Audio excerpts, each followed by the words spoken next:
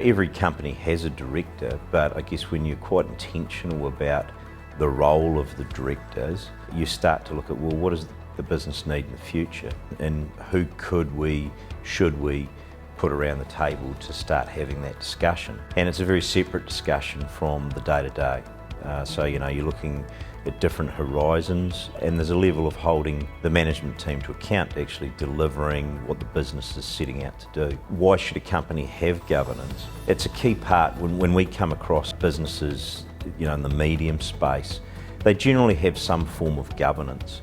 Often it needs more structure in terms of perhaps some independence and the value of having an independent sounding board, independent people who aren't in the day-to-day, so they actually can't get too involved. It shifts the conversation. And then there's the piece around how do they quite intentionally have a discussion in that space that's not operational, that has a separate agenda, that has some separate KPIs. So I think the value of having a board or having good governance, or even an advisory board which is moving towards perhaps independent governance, allows businesses to execute succession. So I guess if a business they all have founders, but if it's based on a founder or it's based on a clever business owner, then the challenge is how do they get out of the business?